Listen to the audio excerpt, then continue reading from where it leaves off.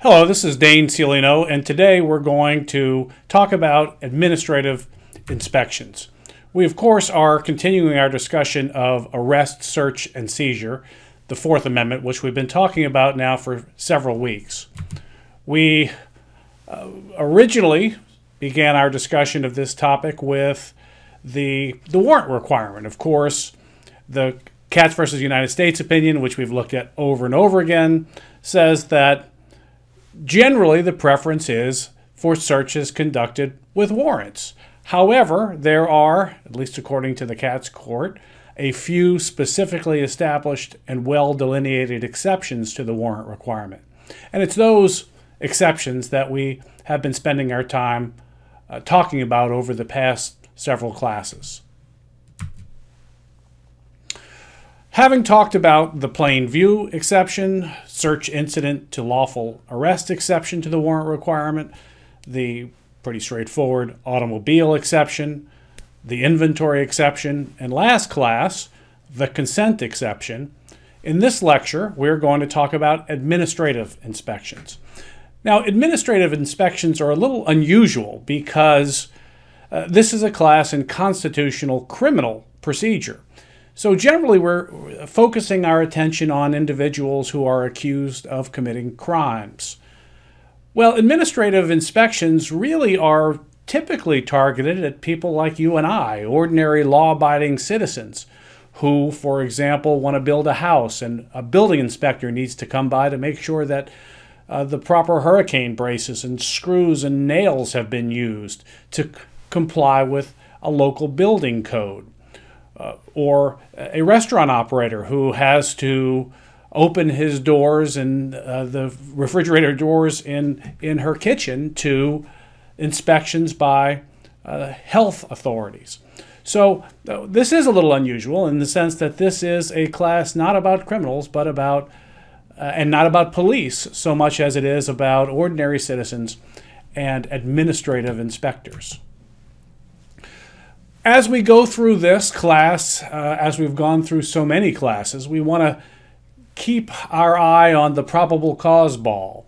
Remember, we focused all along on those searches that must be done with probable cause to believe there's a crime, and those that do not require that. And as you recall, automobile searches cannot be conducted without probable cause to believe that evidence of a crime is going to be found in the car to be searched. When we talked about the search incident to lawful arrest exception, of course, you need probable cause to effect any arrest, but once you have probable cause to effect an arrest, you don't need probable cause to search the person. Again, that's all about protecting the officer and protecting the integrity of evidence.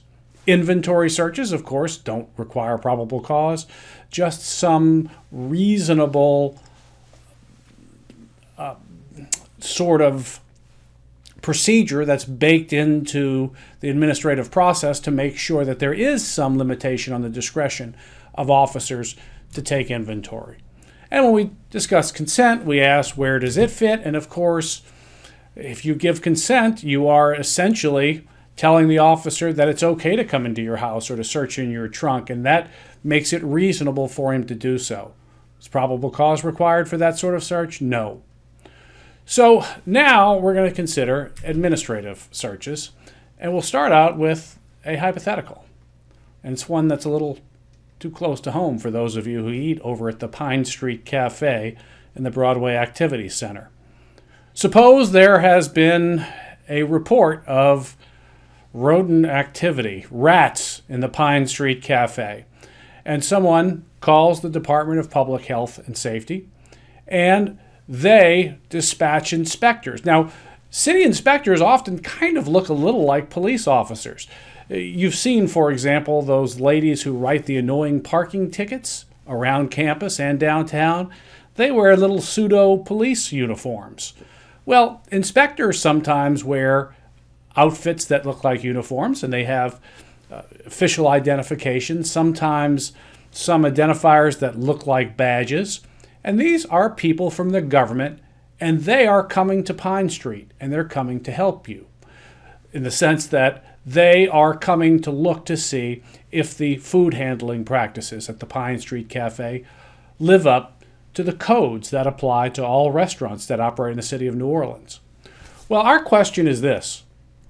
If you're a city attorney and you are asked by someone from the Health Department of Public Health and Safety, you're asked whether they can simply go search the Pine Street Cafe without a warrant, you would step back and say, well, generally, if the government wants to come look through someone's home or business, they need a warrant. And to get a warrant, they have to go before a neutral and detached magistrate and show that neutral and detached magistrate that there is probable cause to believe that evidence of a crime is going to be found in there. And of course, remember the goal here. The goal is to prohibit officers and agents of the government from just getting general warrants to roam about the countryside and search businesses and homes.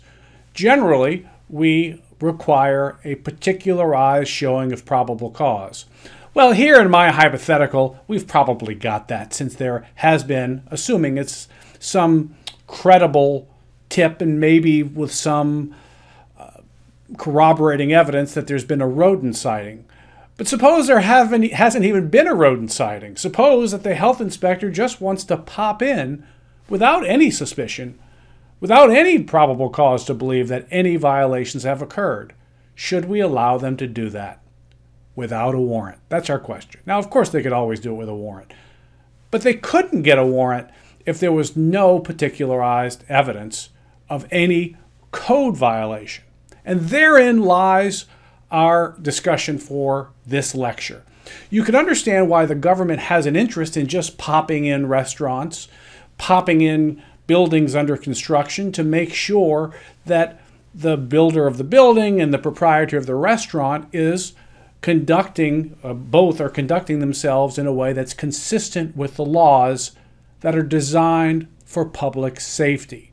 Remember, we want buildings to be constructed in an adequate way so they don't fall down on not just the occupants, but on passersby. We want restaurants to conduct themselves in a way that's consistent with code because we don't want to kill people when they eat red beans. So we want to allow, on the one hand, these sorts of inspections, but on the other hand, we care about the Fourth Amendment. It's not mere words on paper. It is supposed to protect reasonable expectations of privacy.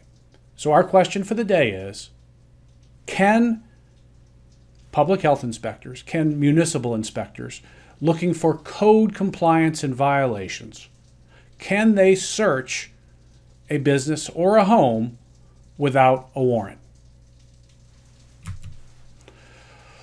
Well, the starting point for any discussion, of course, is that the Fourth Amendment. And typically, under the Fourth Amendment, for any search to be reasonable, whether it's of a home or a business or a car, it's got to be conducted with a warrant that is issued upon a showing of probable cause, and that's typically the way it works. Well, having said that, and of course we know what probable cause is, the general definition of probable cause.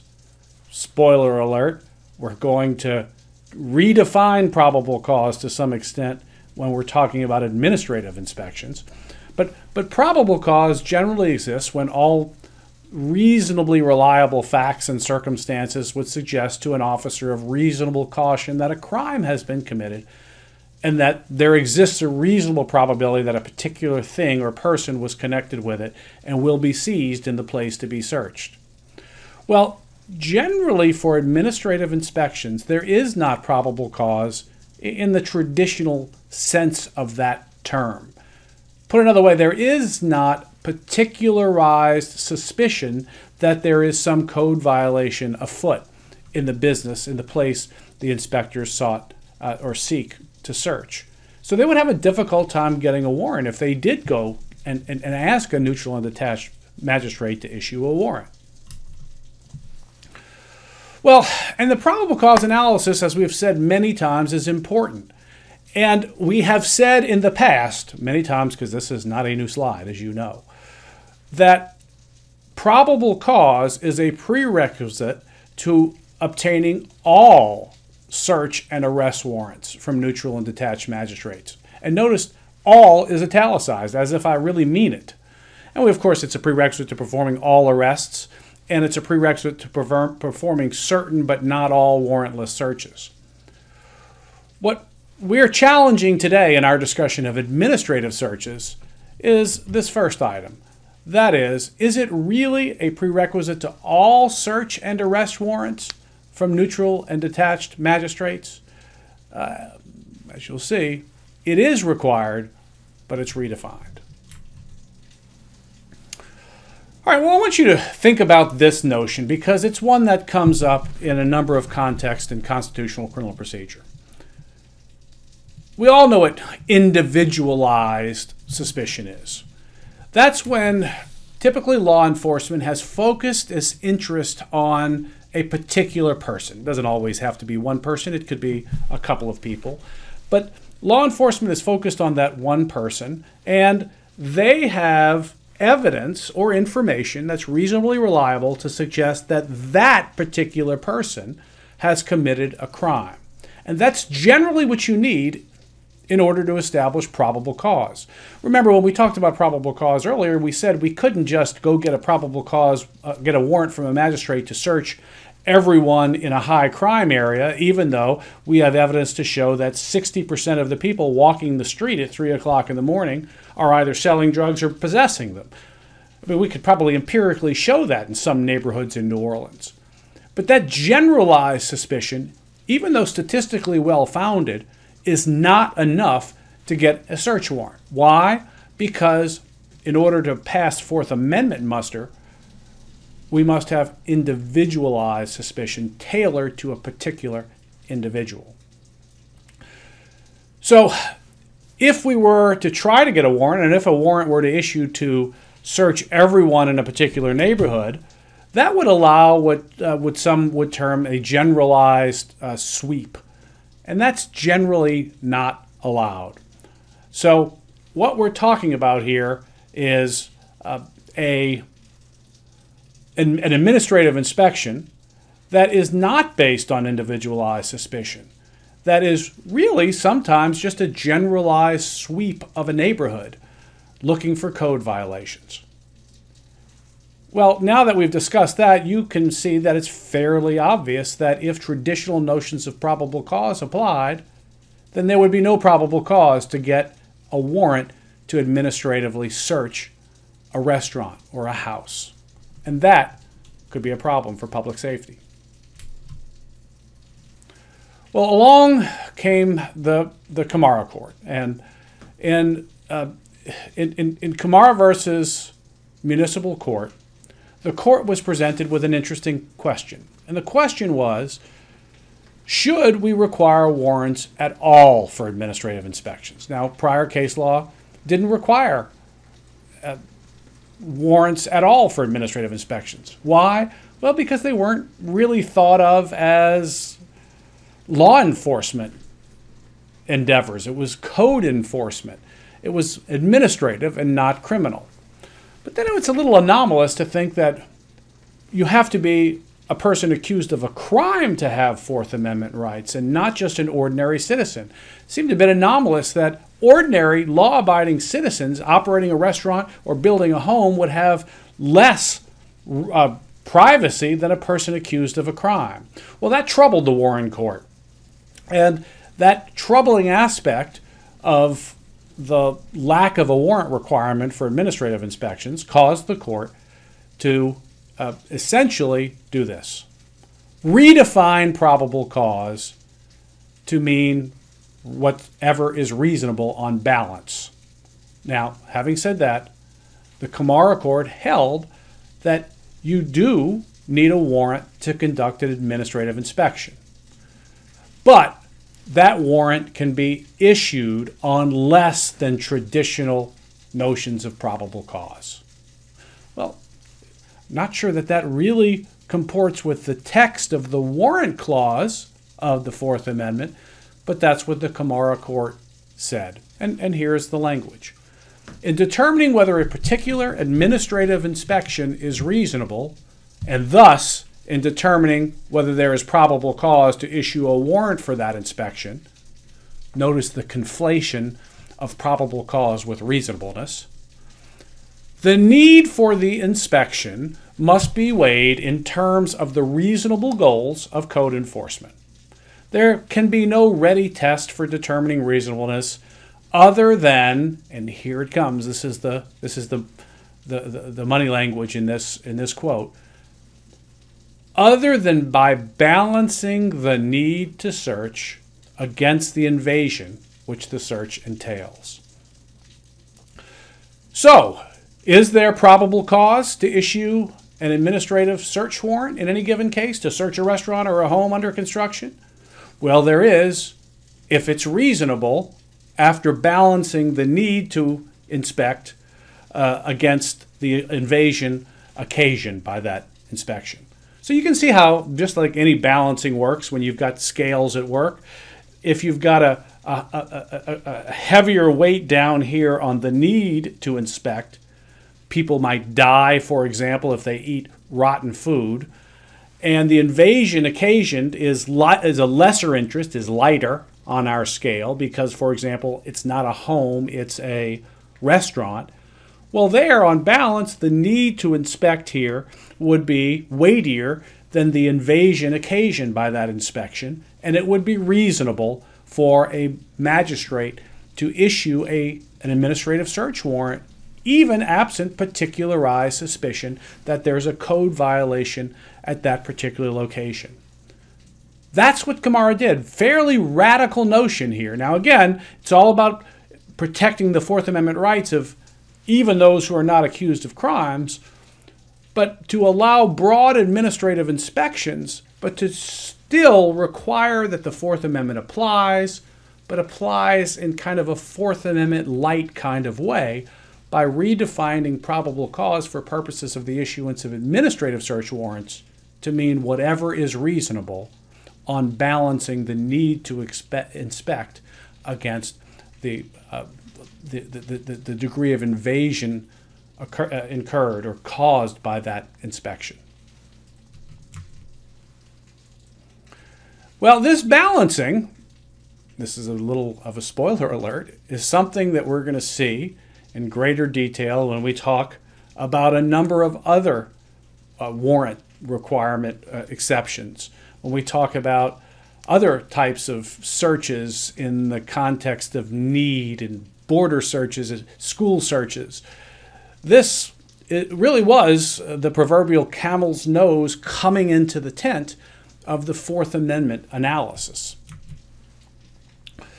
So, what are some of the factors that you might consider in doing this balance between the need to inspect versus the invasion of privacy? Well, on the need to inspect side of the scale, of course, you'd look at the public interest in abating dangerous conditions.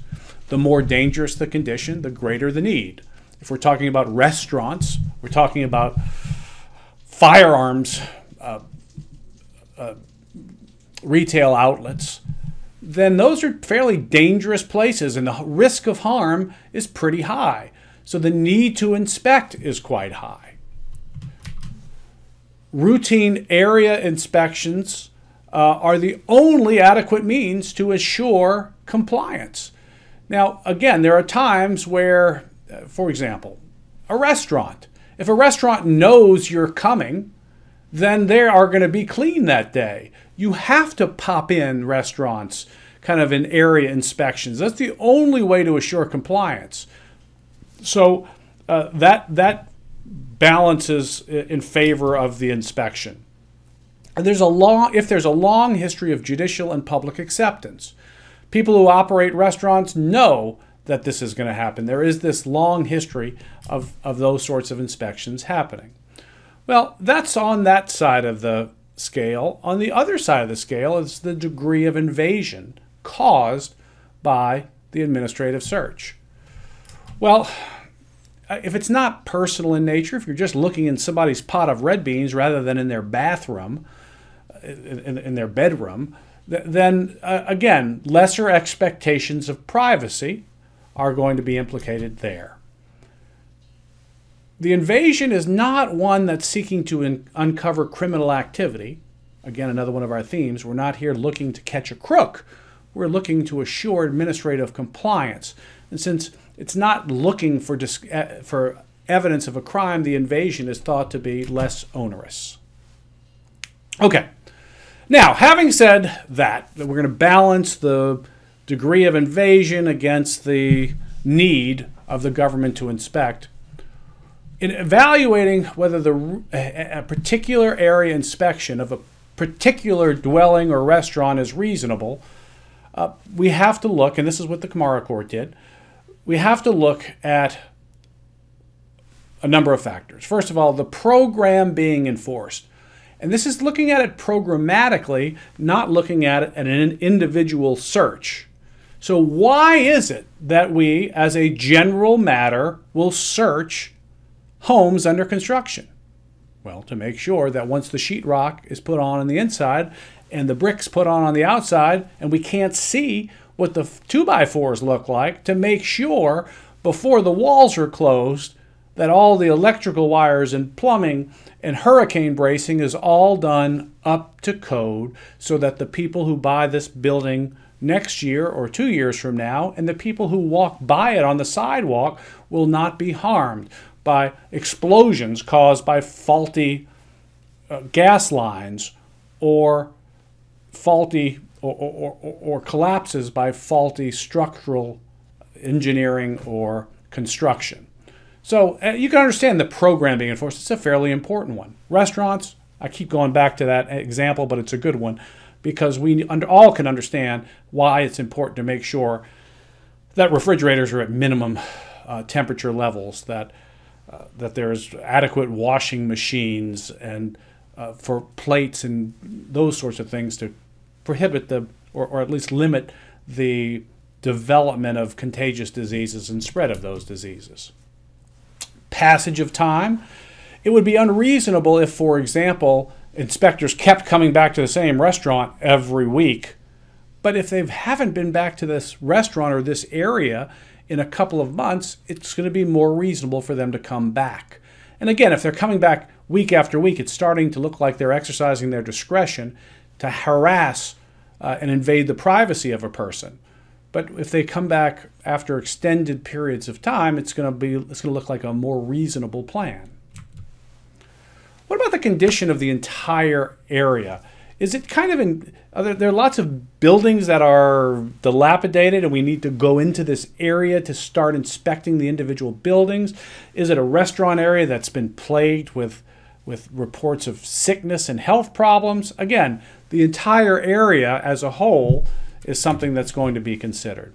However, what's not required, and again, this is back to our theme, is particularized suspicion. You do not need specific knowledge of a condition existing in a particular dwelling or establishment as a prerequisite to getting a warrant issued from a magistrate to search, administratively search, a building under construction, a home, or a restaurant. Now, we've just been talking generally about administrative inspections. There are special rules that apply when we're talking about pervasively regulated businesses. And in a way, it's just the Berger case in our reading materials addresses this issue. But in a way, it's just a variation on the theme that we've been discussing all along, which is when there is a lesser expectation of privacy, as we have in cases where we've got pervasive regulations, junkyards, pharmacies, restaurants. These are all, firearms and alcohol retail outlets are classic examples of these. These are places where the proprietors know that they have got to get licenses, that they are going to be subject to inspections, that people are going to be, by people I mean either law enforcement or administrative inspectors, are going to be looking through their books. Well, there's a lesser expectation of privacy. And you can see how that's going to shake out when we start putting factors on the scales. So warrantless inspections of pervasively regulated industries are going to be allowed, and it's not going to violate the Fourth Amendment. We don't even have to go get a warrant based on this probable cause light approach to obtaining administrative warrants. So what are the factors here? Well, is there a substantial governmental interest that informs the regulatory scheme? And again, you can understand why, to use the burger example, that we are concerned about auto junkyards being involved in stripping stolen cars and selling them for parts. Well, there's a substantial governmental interest in watching those industries very carefully because of the high degree of probability that they're going to be involved in auto theft stripping. So if there's a substantial governmental interest, then that's going to argue in favor of a warrantless inspection scheme. Next issue, are warrantless inspections reasonably necessary to further that scheme? And again, popping in is something that's compelling often because that's the only way really to catch people. If they know you're coming and you've got to go get a warrant, then that would make it difficult to assure compliance. Also, does the inspection program provide a constitutionally adequate substitute for a warrant? This would include factors like, is there notice to the owner of the premises? You don't have to do that, but the owner of the premises certainly is going to have notice that there are going to be periodic inspections. Are there any limitations on the discretion of inspecting officers? And that, again, is something that would be baked into the policies and procedures of the administrative agency. The goal, of course, again, is we want a cabin discretion of officers. We don't want them to go pop in to the proprietors that they don't like rather than popping in on some random or otherwise established basis that would limit their ability to target unjustifiably certain proprietors. And then finally, limitations on time, place, and scope. Again, if we are telling them that they're only going to come every so often, that when they come, they're just going to look at these books, all just of an effort to limit the intrusion that flows from an administrative inspection. And again, a consideration of all of these factors would allow, in a pervasively regulated business, administrative inspections without warrants. Well, those are the basic rules on administrative inspections and how administrative inspections are regulated by the Fourth Amendment. And we've already mentioned this, but it bears mentioning again because it's going to come up over and over again. Administrative inspections, in theory, are treated very differently from criminal investigations. In the context of criminal investigations, well, the Fourth Amendment full-on applies. You generally need, to get a warrant, particularized suspicion, not just a notion that it's reasonable on balance to issue a warrant. You need particularized suspicion. You can't get warrants in criminal investigations for generalized sweeps or to stop everyone in a particular neighborhood. But in administrative inspections, they're treated differently. So one of these threshold issues is often, are we dealing with a criminal investigation or an administrative inspection? And sometimes it's difficult to determine where the line is between a criminal investigation or an administrative inspection. And as you saw in the Burger Court, some have tried to draw this line at focusing on the inspector. Is the inspection being performed by a cop, or is it being performed by an administrative person who doesn't wear a badge and a gun? Well, that's a factor perhaps, but clearly if it's a police officer and he's looking to catch a crook and gather evidence to prosecute someone, that's clearly a criminal investigation.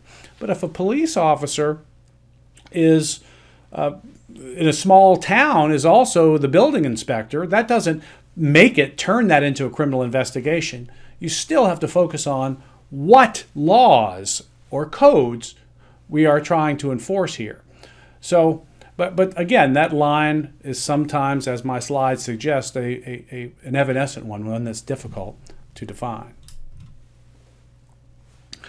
Okay, so this reasonableness balancing begins with the Camarda versus Municipal Court case in 1967, evaluating whether conduct by the state or another governmental actor complies with the Fourth Amendment by balancing this need, on the one hand, this governmental need to inspect versus the invasion occasioned by that inspection on the other hand. And it's had profound effects, as I've already said. This balancing approach to the Fourth Amendment reasonableness was developed further just a year later in Terry versus Ohio, which is the topic that we're going to take up in our next lecture. Terry versus Ohio, of course, dealt with whether officers can stop and frisk individuals without probable cause.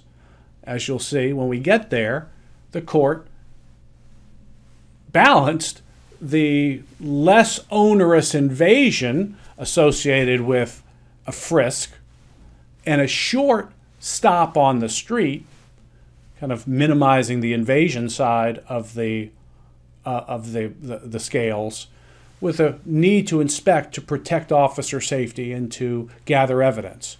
So again, this notion of reasonableness balancing developed in Camarda in the context of administrative inspections is then, as you'll see in our next lecture, adopted by the court in Terry versus Ohio and applied in a criminal setting. As we have this discussion, now going forward into our discussion of stop and frisk in our next class, I really want everyone to be thinking about the Fourth Amendment, how it transitions from this traditional notion of having two clauses, a warrant clause, a reasonableness clause, and then having a decision like Camarda, and then a term later, a decision like Terry versus Ohio, start to make it look like the Fourth Amendment really is in transition from a fairly verbose provision of the Bill of Rights to one that essentially requires this, that all searches and seizures be reasonable on balance, whether they're conducted with warrants or not.